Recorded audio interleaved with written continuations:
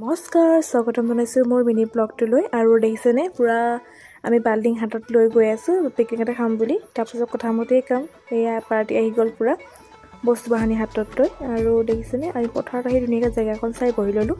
বহি লৈ পিনে আমি সকলোৱে নিজৰ নিজৰ কামত লাগি গ'লে। এইবাৰ ভাবিছোঁ ৰুটিকে খাওঁ, কাৰণ প্ৰতি বছৰে ভাত খাওঁ। এইবাৰ ভাবিলোঁ ৰুটি আৰু মাংসকে খোৱা যাওক। গতিকে কথামতেই কাম ব'লক, ময়ো ৰৈ নাথাকোঁ, নাচি ৰুটি বেলিবলৈ আৰম্ভ কৰিলোঁ। তাৰপাছতে ৰুটি বেলিলোঁ আৰু দেখিছেনে মাংস কালাৰ আৰু ইমান যে ধুনীয়া হৈছে, আৰু খাবলৈ বহুত টেষ্টি হৈছিলে কিন্তু দেই। আমাৰ পাৰ্টিটো এইটো দেই, চাই লওক, সকলোকে দেখাই দিছোঁ এবাক। আৰু মই হাতাপাত লৰাই দিছোঁ, তেতিয়াহে টেষ্টি হ'ব। মই এতিয়া চুই দিছোঁ। তাৰপাছতে মই গৈ লৈ পিনে অলপ নাচিলোঁগৈ। তাৰপাছত এয়া সকলোৱে বনাই আছে। তাৰপাছত বায়ে আকৌ মনে মনে ভিডিঅ' কৰি আছে মোক, দেখিছেনে। তাৰপিছত আমি সকলোৱে মিলি একদম পূৰা ফূৰ্তি কৰিলোঁ। নতুন বছৰ ফূৰ্তি কৰিব লাগে, তাৰপাছত খাব সময় হ'ল।